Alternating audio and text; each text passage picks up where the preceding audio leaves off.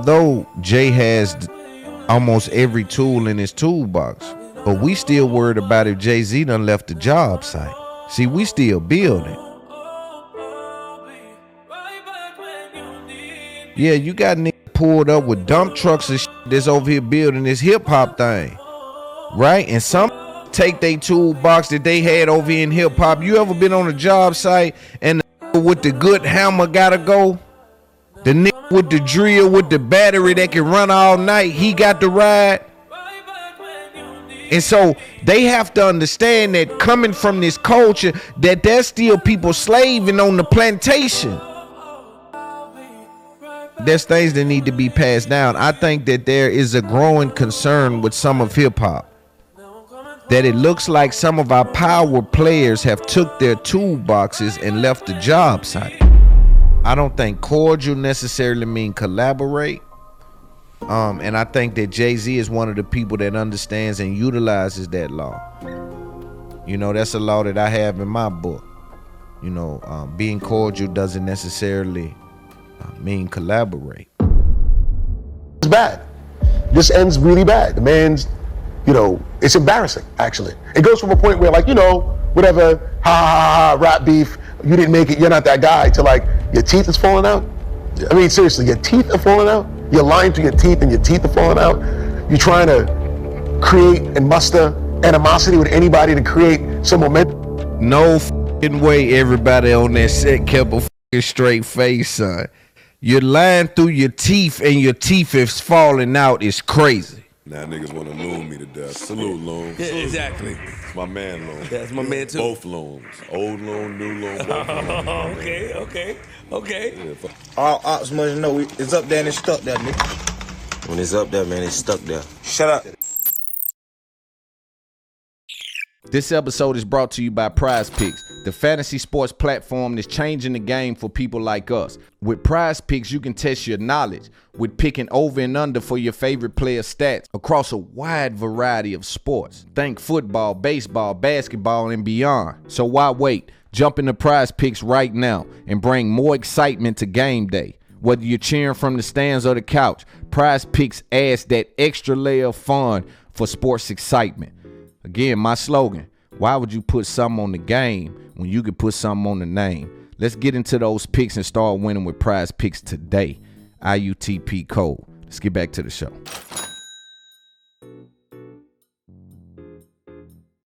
Yo, welcome to It's Up There podcast. You know the vibes. I am your active and attractive host for another episode of It's Up There podcast, man. We got a couple things we want to talk about today. Let's get housekeeping out the way. Number one, come to patreon.com. It's Up There podcast. That's how you keep up with me, be a part of the community, and be one of my true supporters. Again, there is a difference between viewers and supporters. Some of these guys are now saying things that I said a year ago as it pertains to content, as it pertains to talking points, and now you guys are clapping. I want you to do your research and do the science as to where some of these things either came from or where they were said prior to them being said today, right? Nonetheless, we got things to talk about. The culture is all over the place. I want to talk about Nicki Minaj and Steve Stout, Jay-Z, Kendrick Lamar, Diddy. All of this kind of stuff kind of makes a gumbo part of what is going on in hip-hop. And I also want to dive into something I've been wanting to speak to, dealing with Huncho and an influencer out of St. Louis, in which a fight broke out at a concert in which Huncho allegedly, him and his team, allegedly beat a half to death, beat the sleeves off someone there. We'll take a look at that. I want to give a PSA to young rappers and just young dudes with money trying to navigate the space and still hold on to their integrity. I know it's a tight rope that they walk, but it's a very important process. You got to be someone that's paying attention to the grind. You got to be someone that's paying attention to the road. The goal is to get to the money safe, get home safe, and smush anything that gets in the way of us getting there safe or getting home safe. Outside of that, we ain't looking for no smoke, but we'll put a fire out. See what I'm saying? Nicki Minaj and Steve Stout. For people who do not know, Steve Stout was, if you listen to the last couple of episodes, I spoke about how Diddy came from a crop of execs. There was a crop of people in the music industry, the movers and shakers, the upper echelon, the C-suite, you know, the guys with the corner office, the exec talk. And so some of those names you've probably heard if you kept up with the culture for more than, I would say, 5 years. If you're at least a decade in, you've probably heard of Lyor Cohen. You probably heard of Steve Stout. You've probably heard of Russell Simmons. You probably heard of Kevin Liles. If you're deep, then you heard of Todd Moskowitz. I hope I said your name right. Elliot Grange. You know, there's a lot of these names that you hear, even if you never met some of these people. It's kind of like, it's like urban legends. And a lot of these crop of individuals still ride for each other. They make a lot of money together. They helped each other along the way. Some of their first deals, like when we talk about Steve Stout and Jay-Z, if you're not aware, Steve Stout plugged Jay-Z in to his first, I believe, Reebok sponsorship endorsement. And so what that means is these are checks outside of rapping. These are now branding deals.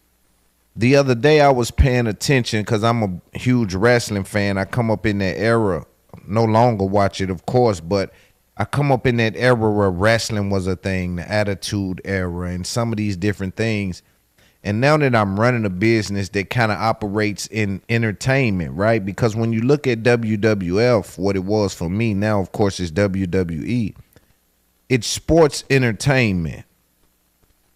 And I think oftentimes that entertainment part doesn't get enough credit from adults. I think once we get to a place where we all agree that they're almost like stunt doubles, but these guys are high-class athletes, or they're taking drugs all the way through it because they will endure pain. They're dealing with a high-intense sport. But I paid attention. I went down a rabbit hole watching some of those documentaries. Shawn Michaels was probably one of my favorite wrestlers. You know, I was telling the community that then when I got off, I was thinking like, yo, I enjoyed Hogan, I enjoyed Razor Ramon, I enjoyed Bret Hart, I enjoyed so many, Sid Vicious, fucking so many different names I enjoyed in wrestling. And these are just the mid-tier outside of Shawn, Bret, and Hogan and some of those names. But when you talk about Sid and Razor Ramon and Kane, Undertaker, it was a whole vibe, Mankind. Like, I remember coming up and my mom would buy those pay-per-views and it'll be a real event for me as a child. And so I look to recreate that with my kids. But anyway, going off on a tangent about my childhood. But the lesson or the opportunity that I want to speak about in this is I paid attention to the tremendous job that Vince McMahon did in the 90s. In particular, I watched Macho Man Randy Savage. So watching his documentary, it made me realize that WWE, although people argue that it's not a real sport, was taking up real market share. And so there was a point of time where Macho Man Randy Savage had a Slim Jim commercial. So now I grab that information and go back to our conversation we were just having, which is Steve Stout, Jay-Z, and him introducing him to his first endorsement deal. That was the early 2000s. I'm wondering why it took so long, right? Basically, because WWE was doing something, although serving on a massive scale. I guess the argument for me would be, or the question for me would be, in the 90s, WWE wasn't bigger than hip hop. Has there ever been a time where WWE was bigger than hip hop? The World Wrestling Federation, or WWE, whatever it's called now. Has that ever been bigger than hip hop? Because when we look at them and what they've been able to do as it pertains to branding and marketing, now we're catching up now, right? So the conversation that we're having is about Steve Stout and how he introduced Jay-Z and 50 and some of these guys to some of their first big brand deals with these mainstream companies like Reebok, Puma, Adidas, Walmart, all of these super big brands. And this is not an easy process. But if hip hop has always been bigger than WWE, right? For every star, I don't know though. For every star you can pull out of hip hop, can you pull out one from WWE and say, all right, you got Hulk Hogan and Biggie. And I just mean far as fame and what they mean to said community. You know, so now you got Pac, who you get from this side, Undertaker or something, right? So I'm wondering, superstar for superstar, has WWE ever had a time where they made more money than hip hop, number one, or in people's eyes that are the viewing public, have they ever been bigger than hip hop? And if the answer is yes to that, I have no further questions. We move on. If the answer to that is no, then my question becomes, why did it take us so long, or why haven't we still understood branding in a way, and why that relationship isn't as strong as it is with someone that raps or that's in hip hop that makes music? Because when I say our culture is not drilled down or niched down just to rap, I want to be clear. I speak to R&B. I speak to black culture as a whole. Sometimes they see me not knowing my intellect or having a conversation with me, right? They may judge me based on what they see through their eyes and not the experience with the individual. And what happens is they'll judge that and not know how deep we can take this as it pertains to conversation. Anyway, Steve Stoute, Jay-Z. Let's get back to that. He introduced Jay to one of his first deals. So he goes on the pivot. Shout out Fred Taylor. That's my guy. Shout out Channing Crowder. Shout out RC. They're running a tremendous platform. They now have a Snickers endorsement sponsorship. Like, we can have an hour conversation just about that, but I'll move on because we're not here for that today. We might get to that on Patreon. Steve Stoute sat down with the pivot and he had a conversation. Let's get right into it and we'll react and have some commentary for it. Roll the tape. Yeah. Which, you know, I remember being locked into that. But welcome to the Pivot, part of Fanatics. Fred Taylor, Channing Crowder, I'm Ryan Clark, Pivot fam. Thank you for pivoting with us. We had an interesting conversation. We got a chance to talk, and I think it's something that's really important to me. Being from New Orleans, the Super Bowl being in New Orleans this year, you having a relationship with Jay and knowing a lot of the inner workings of how the Super Bowl halftime artist is picked. For all of us, we thought it was a no-brainer. We thought it was going to be 504, Wheezy. He was going to bring up Juvie, Trombone Shorty. It was just going to be a plethora of New Orleans musicians, and then Jay decides to pick Kendrick Lamar. What can you tell us about the process and how Kendrick was picked for the 2024-25 halftime show? You know, I couldn't tell you the process on what the creative process was. I know, you know, Jay's considering the artists, the performance, you know, the artist performance ability. What's gonna put forth the best show to 300 million viewers around the world. I mean, that's his role. That's his job. That's the way he sees the assignment. And Not so fast, Mr. Steve Stoute. I want to read in between what that means, at least from my interpretation and understand it. What that means is Steve Stoute is bought into the narrative that Wayne has not, cannot, and will not be prepared enough to maintain a stage so big, which in my opinion downplays what Wayne is, how long he's been doing it, the expertise that I believe him to had obtained along the way. Now, have we seen Wayne execute that along the years? If you listen to some of his counterparts, what it sounds like is that Wayne has garnered a relationship with the industry where they believe that he believes he's too good to work on his showmanship. It kind of feels like that when you talk to some of the industry people, because I heard Joe Budden kind of say some of these same things where it's like, yo, you're going to get up there and slur your words. You're going to get up there. And it's like, what level y'all think this dude is? Like, let's be respectful, man. Let's be respectful. Also, let me push back a little bit because I want to have this conversation. I do see there's a lot of tweets, a lot of posts, a lot of things happening online where people are saying, what songs would Lil Wayne perform if he did a Super Bowl? I want you to know that a Super Bowl a lot of times turns into that artist and friends. Not only that, Lil Wayne is on some of the biggest features in the world. And so bringing that person out for that moment, like it's going to go a long way. I don't advise Wayne to get out there by himself and do all solo records, right? The rapidy rap records and all of that. I think some of those work, but I do think that this is time to put on a show. Kendrick is a phenomenal artist. We don't want to take away from Kendrick. We also want to celebrate the South in the same sentence. If there's anyone out there that can't respect that, you're listening to the wrong podcast. Let's listen to a little more. Kendrick is an unbelievable performer. It's not like you can knock Kendrick. I mean, I guess that's what some of the hate that was spewing this week was. It was confusing to me because you can't disrespect Kendrick because you chose Kendrick, and naturally Wayne is hurt. It happens all the time. I've sat there with Jay-Z, the Grammys, he gets nominated for 8 awards and walks away with none. It doesn't feel good. Nobody at that level of success wants to be let down or be told.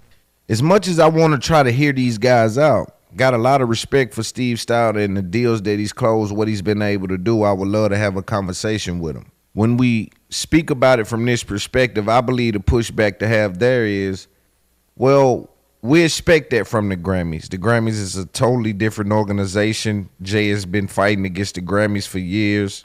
What's funny in what I see, I could be wrong, but I ain't usually wrong. My survivor skills that attribute is at a 99. Yeah, now all that other shit could be down a little bit, but that survival instinct, paying attention, clocking the speed of this shit, man, I'm one of the hardest ones in the country. Could be wrong here. But if you would have asked me, we don't expect anything from the Grammys. That's the fight we've been having. I think the disconnect we have is that that rap culture and hip hop culture and black culture oftentimes produces millionaires, produces billionaires, but it feels like that somewhere along the lines the black culture dies. And they start to clock in more to classism, and they don't look at themselves as black. They look at themselves as rich. That's the old saying, I ain't black, I'm OJ. And it's funny that we now talking about Jay-Z and he got his friends out here having these conversations, which we have a high level of respect for. These dudes have done business in ways that I'm not sure that I can even explain. And I keep reiterating that because it's important that they know. That I know what they've accomplished. And so the conversation isn't had with malice, it's had with information.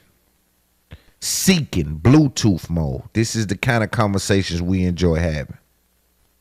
But it's funny now that we're having this same conversation and Steve Stout introduces the example of Jay-Z sitting at the Grammys nominated for 8 awards and getting 0. If we had someone on the board that was of hip hop, we would look at him and say, how did you get that one wrong? How did you miss that one? How'd Jay get nominated for 8 of them?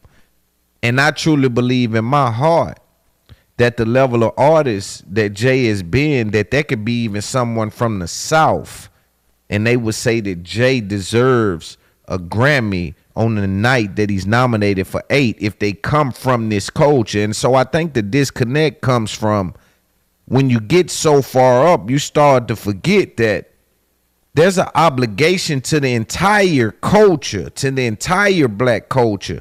And it ain't even financial. It's in the event that there's extras, we won't throw them in the trash. We'll get them to the people that, do I even got to finish that? Right? And so I think the disconnect when I hear Stout say something like this, for me, comes from, well, yeah, no, we don't expect him to win anything at the Grammys. They ain't never going to do it right. They ain't going to get it right. That's the fight we're having. Now, they say that they're having better communications now. Salute to the Grammys. Monumental, if you ask me. And I truly believe that that's one-on-one marketing. Yo, give this for free. You damn near need to pay to give it to the big artists. Start a tradition, giving it to the best artists in the world. Only the best artists in the world get this in each category. And it markets itself. Because Michael Jackson had it, Chris Brown wanted it. And cause Chris Brown, you see what I'm saying? That's what's happening. It ain't really nothing that the Grammys is doing because Jay-Z had it, Lil Wayne wanted, cause Wayne had it, Thug wanted, cause Thug had it, Dirk wanted, Baby wanted, right? This is how the chain reaction work when you deal with our culture. We look up to each other. We look at each other as one as it pertains to accomplishments. If we don't come together for no other reason, we come together for accomplishments. On that Super Bowl night, all of black culture gonna sit down and say that boy Kendrick Lamar or whoever it is that's doing the Super Bowl, Usher, boy, he did his thing. That's one eyes. You see woo at the Super Bowl, young to old, they gonna be having the conversation from Spain to Maine, young to old. You see what Woo done as a culture, we gonna agree that was a good look, that was a good performance, and all the numbers gonna rise up. We gonna move in uniform on that one night. And so we would expect Jay-Z to reach back. That's in my opinion. Let's listen to some more. You're not chosen tonight. But the way Lil Wayne handled it, he's talked about it. He says, man, I was hurt. He admitted it. That's the natural feeling. But then people coming off the top buckle, just starting to say shit like Jay's a bad person and he has distaste for this person and that person. And, the comments that were being said and that Nicki spearheaded I just think it was wrong and way out of line. And I was surprised that she would be that personal with him, given all the doors and opportunities that he's given us all, and specifically her. But the Wayne angle would be like, even RC said, he's a New Orleans dude. It's Wayne, it's New Orleans, it's the city, it's the damn gumbo. That's not typically how it works. You don't pick the act based off the city. Is this thing on? Like, you guys not? Yeah, that's not how things typically work because we typically don't have one eyes making a decision. Are they now setting the standard? Like, am I sounding crazy around here? Are they now setting the standard that even with one eyes in the building, don't expect no change? Typically, they do it this way, and even if we get in there, things are going to continue to go how they typically went. It's like, so what are we fighting to get in there to do? You see what I'm saying? When we get in there, we would think that he's starting to put this thing together for hip-hop. It's starting to look like a hip-hop concert, which it still is in some facet. But it's starting to look like hip-hop's coming together on the Super Bowl. Each coast. It ain't us this time. It's the West Coast. We're going to sit back and salute. If it's this person doing, the West Coast going to sit back and salute. I can't really get upset with Jay-Z. He honored his relationship with Dre. Yo, I'm in this position. That's my guy. Let him get it going. Wayne is someone that is just not his guy as it pertains to that. And I do want to take something back. I said Jay didn't do any relationship with the South. That would be me ignoring Jeezy and Ross. I don't know the level of the relationship. I do think that he endorsed them in a way that helped them. And so I do want to acknowledge that just on the record, because I am on the record and saying that I haven't really seen him have a relationship with anybody from the South that resulted in any real business. And I do want to say that Jeezy and Rick Ross are two people that I truly believe may be on that list, and the jury is still out on that. So I can't bring the verdict down and say yay or nay at this time. But I do want to acknowledge that Jeezy and Ross were two of artists that he worked with, among others, when you drill it down. But I want to deal with the business side of it. But if Steve Stout is going to sit on the pivot and deny the fact that there was a checkered past between Wayne, Birdman, and Jay-Z, then we can't even have this conversation. I think if we're going to deal with the reality of it and have a real conversation, Birdman said things about Jay. They said things about his wife. They rapped certain things about Beyonce, but we've seen them guys together after that, right? And so I don't think cordial necessarily mean collaborate. And I think that Jay-Z is one of the people that understands and utilizes that law. That's a law that I have in my book. Being cordial doesn't necessarily mean collaborate.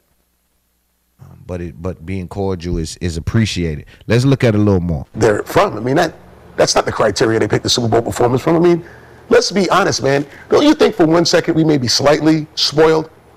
Jay got into the Super Bowl, halftime performances.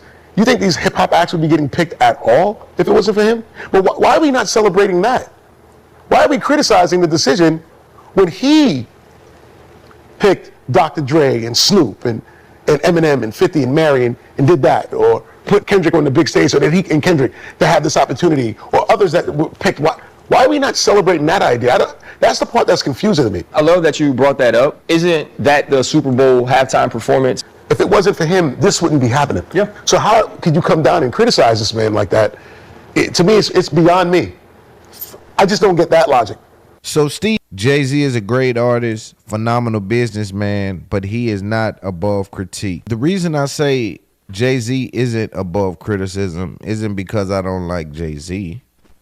It's because the old saying, for much is given, much is exactly. And so with reward comes criticism. It's just how this thing goes.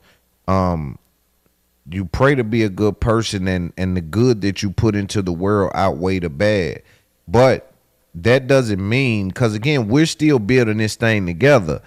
Although Jay has almost every tool in his toolbox, but we still worried about if Jay-Z done left the job site. See, we still building. Yeah, you got niggas pulled up with dump trucks and shit that's over here building this hip-hop thing.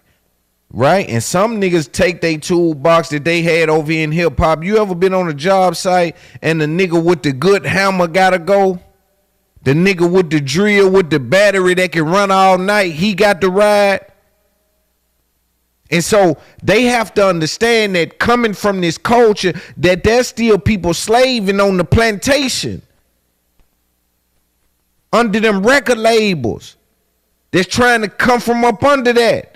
There's people with $200 and $300 million trying to figure the tax game out that I'm not sure if some of these billionaires is sharing the tax code. There's things that need to be passed down. I think that there is a growing concern with some of hip hop that it looks like some of our power players have took their toolboxes and left the job site, while there's still heavy hitters over here building. Let there be no misunderstanding. But you can't come over here and grab workers and keep taking them over there to build up your mansion. We need to keep building this thing up so we can bring the people that's spending the money over here. How do we do that? And certain things have to be selfish. We have to look out for us. So I don't push back on that. Steve Stout and Nicki Minaj was going back and forth. Nicki tweeted. Let's take a look at what Nicki tweeted. Nicki says, "Dear Short and Stout, Laffy Taffy alien." She's throwing jokes. "We want to know if you were present during abuse of teenagers and children. That's what we want to know. You can taste my pussy. Stop. Aaliyah, Foxy, etc. during R. Kelly video shoots and stuff. Did you know about the abuse of Kim Porter and Cassie? Y'all seem to always run in. Sorta. Rat Pack. That's what we the people want you and your peeps to speak on. Ugly, bald head, bowling ball bitch. You niggas don't have the energy for gangsters in person, only bitches on the internet. If any of you four cunts I name would like to shoot the fair one with a gangster, I'll run the winner of the fight $10 million. Until then, watch the karma spin. 25 men. Spoke out about these clowns only talking about me every single day. That's how I know I win. That's why I tell these people to leave me alone, but no, they rather play me, so let's play. Gag City tonight and tomorrow. To God be the glory. Bingo. So she's responding to people too now. I want you guys to know, of course you can see on the screen. I'm going to read what she retweeted here. She says, "Bingo, I was expected to answer for something that happened or didn't happen when I was 10 years old, when I was minding my business in school. We all want to know what you was doing at 30 years old. To 60 years old." So she's saying he's 60 now. The Nicki and the Jay-Z beef seems to be heating up. I wonder what that means for the Barbs and the Beehive, because at some point Nicki's fan base and Beyonce's fan base will have to meet in the field because ain't no way you gonna keep shooting at Jay and Beyonce ain't gonna have nothing to say. That's just how they go. Or do they start back to empower Megan? Because that's how this business work, right? And that's why you gotta hope you get plugged in with a real one, because the winner might come right quick because of something you said. And if the winner come right quick and you look up and everybody take the hand off of it and be like, I don't know, I ain't, instead of trying to help you through it, like, yo, bro, come on there again. I need you to talk about that. Or come speak about that. Or, hey, y'all, get him on there. Or let's, right, work your move and really endorse you. Because in this business, they'll help you start a fire, but they won't help you put it out. And so we're speaking about Beyonce, Nicki Minaj, what that looks like in the near future. If you're asking me, there will be a shot took at some point in a record from somebody, because she will come and defend Jay-Z. She's been with him a long time. She loves him. And that's her position, as he would defend her. And this, again, may be the reason why Wayne them can't get in a position like this with Jay, because y'all already had shot at Beyonce. Y'all didn't just critique me. Y'all started to say things, yo, kidnap your boo or kidnap your baby. Whoa, brother. Y'all said kidnap who? Who play like that? Oh, y'all playing. He may have felt like that. But I want to move to an important piece of this.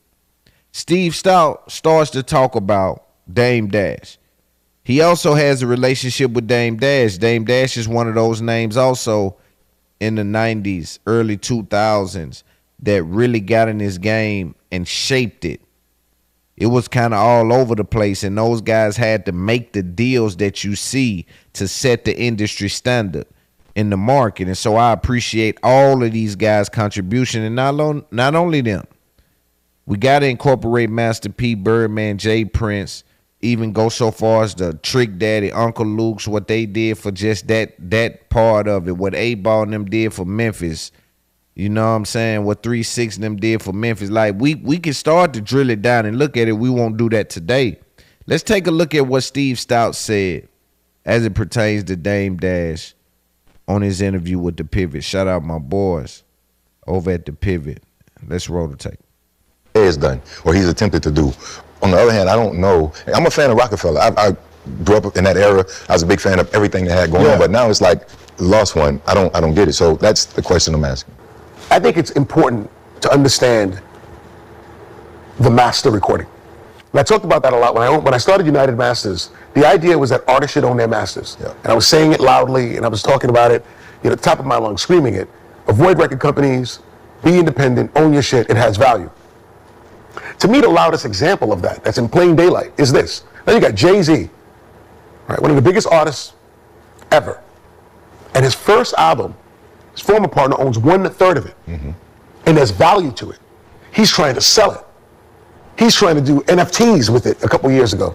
So for all artists looking at this, you see how that master is the equivalent of real estate or any other asset that's everlasting. So it's an education that if you own something and master recording, it has the same kind of value that you would have if you bought a house that appreciated over time. That's why it's important that artists own their masters, just in general, right? That's number one. Use this as an example of why it's important to have ownership of this, because it's an asset that goes with you for the rest of your life. On the Dame side, you have friends that you grew up with, man, and as you pivoted and as you grew, they couldn't jump the fence anymore. They couldn't jump the next fence. They couldn't go. Right. And it don't look good. It ends bad. This ends really bad. The man's, it's embarrassing, actually. It goes from a point where, like, whatever, rap beef, you didn't make it, you're not that guy, to like, your teeth is falling out. Yeah. I mean, seriously, your teeth are falling out. You're lying to your teeth and your teeth are falling out. You're trying to create and muster animosity with anybody to create some momentum. No fucking way everybody on that set kept a fucking straight face, son. You're lying through your teeth and your teeth is falling out. It's crazy. Let's start there. If you ain't seen the video, man, Dame Dash was talking and the boy whole jibs fell off. I'm talking about I ain't never seen a nigga whole jibs retract out their mouth. Like the seat in the airplane when it's going down. He was talking, look, boom, they just retract out his mouth. He let it fly. Boy, I'd have deleted that before God got the news. Ain't no way I'd have let that man, come on, man, be for real. But I'm tripping off everybody on that set kept a straight face. I'm going to have to call Fred Taylor. Man, come on, man. Y'all niggas, man, I know it, because it really ain't funny. Because Steve Stout is saying some real shit. You know what I'm saying? But I respect Dame, and I got to get Dame on the show. We've already spoke before, so it's going to happen.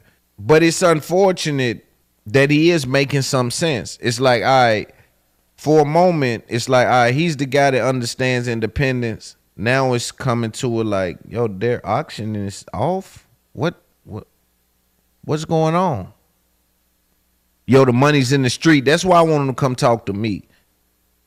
Because I truly believe the conversation will move the culture. It's going to be rough for me to understand that all my money in the street talk shit. You see what I'm saying? I respect your hustle, respect what you've done. It's looking like you barely holding things together, and it may be a house of cards. And so I know your information is going to always keep you above water.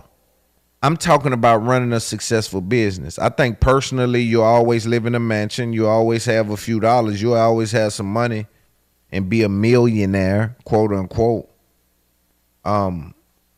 But I think some of those business decisions, you know, like Steve Stout is saying, are coming and playing a major role in how you're living today, whether that be good or bad. But I do want Dame to know I appreciated what he did. Hopefully we have a conversation soon and I get to express that to him, and we get to kind of iron out some of my ideas, and I get to kind of pick his brain. These conversations to me mean more than anything, because I know 10 years from now that there'll still be young men and women all across this globe that'll still be learning from those conversations and that perspective and that pocket that we're in that moment. And that's my job, is to create that kind of content and just great conversation and great content, right? But lying through your teeth is crazy. Answer and sell a chain with it like people are children. Like, yeah, I want to get the chain for $10 million. Like, are you serious, dog? And then you're running around giving people financial advice like you're the OG. You're not the OG. Yeah, I mean, it's about. You can't be giving people bad advice and run around being the OG. Well, don't do this. I'm broke because all I do is invest in myself. And no, you're broke because you made bad investments in yourself. Come on. but he put a bunch of stuff out there, bro. And then even we all watch it. We all hip hop dudes. Yeah. What the stuff that Dame says about you that you just have to clear up? Because he said he slapped you over $18,000. He said, No. I can get a list of stuff that I done heard about. No. Not only, Dame over $18,000. Dame and I had an altercation, right? We had two altercations. We were in the office at Sony, not at Sony, at his record, we were in the same building. There was like 10 guys in the room. I was by myself, and we got into an altercation. No doubt, yelling, fighting, whatever. About 2 years later, I seen him. We were on the same street, and it was him by himself. He had two girls with him. I went to step to him. This man pushed the girl in front of me and took off running. The girl he pushed in front of me falls and then sues me. The insurance company pays out her just to not even have lawyers. They just write, just approve it, Steve. They don't even tell me. They just settle, whatever it is they settle is, $30,000 or some bullshit for nothing. But I mean, he pushed the girl faking the fall on the floor, my ankle, all the bullshit. About 5 hours after that, we're at Kanye's party, and the girl walks up to me and tells me, "You don't remember me?" I'm like, "No." A girl walks up to me and tells me, "You don't remember me?" I'm like, "No." She says, "I was the girl who sued you. The money that you gave us, we used to settle out in LA, to move out to LA. Thank you." Wow. That's his woman now. So that's Steve Stout's opinion on Nicki, on Dame, on Jay-Z Super Bowl. That's our reaction to his opinion. I now want to talk about Huncho and the influencer out of St. Louis. Actually, this influencer, from what they're telling me, cool with Sexy Red. So this influencer is cool with Sexy Red. Huncho happens to be on tour doing some dates with Sexy Red. I think the influencer said some things online that caused Huncho to feel disrespected. They ran into him in his city. And beat on him. And a fight took place. And so we're going to take a look at a little bit of the video because I truly believe there's a lesson to be learned here, and we all need to learn a lesson. Pay attention. I'm at the Sexy concert, backstage. Why this 7 foot tall, bitch ass Huncho them straight just jump me? Real life jump me. I'm talking about multiple of them, cuz like what? And I'm not hurt. Up nowhere. The next day. Listen. So what did you do? Why this shit started? Did this shit just start last night? Yes or no? Did this shit just start last night? Yes or no? Did this shit just start last night? Yes or no? Nah. Exactly. Clearly couldn't have. Exactly. What last night my first time ever seeing you? Exactly. What did you do though? What did you do? I'm saying, what was last night my first time I told you when I see you what I was gonna do. You never told me nothing, gang. You was telling everybody else. That's why I DM'd you and you never said nothing. I DM'd you like the message. I ain't gonna say nothing. You know what it sounds like. I asked you what's up, because you going to everybody else saying what you gonna do to me. I ain't gonna do to nobody. I did what I did to you. No, you didn't. How I got word of how you felt about me?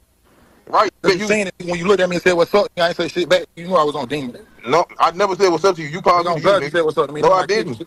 You looked at me and said it did. I ain't say shit to you. You knew I was on demon. If I would have thought that way, you seen me go back in my room, take all my jewelry off, and I told you come here and you got to apologize. Did you or did you not? You said you would have took all your jewelry off. Did you not come up to me apologizing to me? Yes or no? What am I apologizing for? Put this on something you ain't come up to me apologizing, nigga. Oh, you you don't put it on me. Don't put it on me. I ain't come you apologize. I didn't even do shit, good. That's exactly what you were saying last night. I ain't even do shit. But you just said this shit been started. How you ain't do shit? This shit been started. I knew you had some type of animosity with me. I didn't know when it was over. Because you're not telling nobody when it's over. You just acting like so you ain't do shit. You ain't do shit. I seen you. Listen, I seen you. I'm with all my people. You seen me hella deep. You waited till everybody left. I was by myself down there. Man, it was 50 niggas around you, boy. Nigga, I don't give a fuck, nigga. White, no, look. On God, nigga. Why you get off the city so quick? I don't give a million niggas so quick. Only could have saved you with God, boy. On God. Man, dude, stop. If I thought you was on it, it wouldn't even happen that way, cuz. I was on some cool groovy shit. Do not play like cuz you was in St. Louis, bro. Be real with yourself. How you didn't know, nigga? You knew what was gonna happen when I sent you, nigga. You said I was pitiful, right? That night I sent you 3 times and you didn't do nothing. I guess like you said, you had to wait to take your jewelry off and all that shit. I didn't do nothing. I wasn't even peeping all that going on. I didn't do nothing. I'm saying at I first, dropped you first. You know you did something. You went out.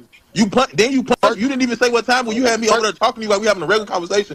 Sneak me. First that don't even count. You were standing in my face. How I sneak you? You called me. Did you or did you not call me to your face? Exactly. You was in my face. Did you or did you not call me over there though? I dropped your bitch ass.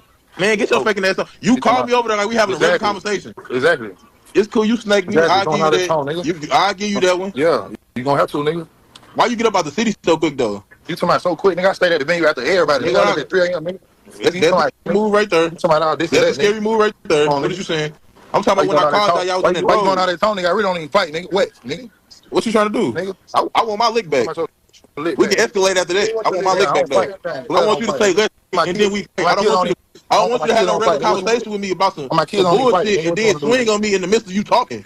I only fight, nigga. Straight up, nigga. You know where all my shows at, nigga. If you on that pull up, nigga. I'm on house arrest, gang.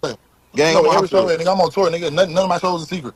I'm glad I'm coming back to St. Louis, nigga. Don't tell me nothing like that. I'm good. Be sure to like, comment, you might want to watch some shit like that.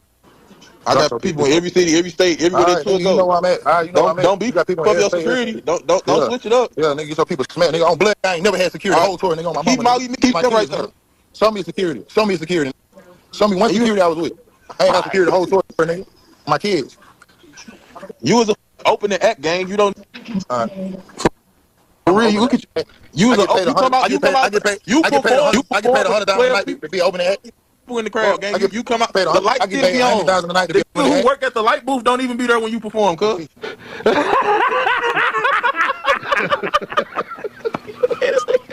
You was the first thing on the stage. You understand who you are. You don't need security. You don't need security now. You didn't need security at first. I ain't trying to joke. You was a straight nobody, gang. I ain't trying to joke with you, gang. You was the R&B singing ass. I feel crowd let David Ruffin get up on me. Hey, listen, look, it was 20 y'all jumping. Listen. It's Was the that next R&B? morning. Shut your bitch ass up. Where a bruise at? Was that Shut your was bitch that ass up. was that Shut your R&B bitch ass jumping ass sneak this. You a sneaking ass nigga. Listen, was that R&B singing when I dropped your ass last night? Yes or no? Before you did, when you was on stage, yes you were. Yes you were. Shirt off, big fans. I wasn't know that though. I didn't get there. I never seen you perform. Exactly, you just You said performed so early. I was getting dressed when you performed. The whole city was getting dressed when you performed. I'm an R&B singer on stage. When I get off stage, you know what's on. I didn't know until yesterday. You proved me. I ain't gonna lie. You showed me what you about yesterday. I'm good. I'm on it. I'm gonna catch up with you. But we gonna get our ones though. I ain't trying to do nothing. You can't beat me, nigga. You can't beat me at nothing on my mama. Why you didn't go heads up then? Whatever you do, why wouldn't you go heads up? Whatever you do best, why wouldn't you go heads up? If I can't beat you, why wouldn't you go heads up? I do it all. Anything you name. On the mob, as soon as you said it was go time, I would have stood it back, ran up, tackled your ass. I would have treated you like we was playing football or something. You weigh 400 pounds, nigga. I weigh 200 pounds. Dropped you first punch. You know I don't weigh 400 pounds. Stop playing with me, bro. How can you beat me? I dropped you first punch. Why you didn't say it's that time? Come on, so you got to bang. Why you didn't say it's banging time? Why would you? So you don't weigh 300 pounds. So you don't weigh 300 pounds. Bro, what I'm saying, my point is, you having a regular conversation with me and sneak me. Why? That's a lot that's taking place, that's transpiring, and I know a lot of y'all don't even know what's going on, so let me kind of do some context setting. So during a Sexy Red concert on September the 13th, 2024, a physical altercation broke out involving Atlanta rapper Huncho's crew and a local St. Louis figure known as Heavy G. While Sexy Red continued performing, Huncho's team, including his cameraman and manager, were seen allegedly, according to Hype Fresh, throwing punches and attacking Heavy D. We just watched a video where those two guys linked up.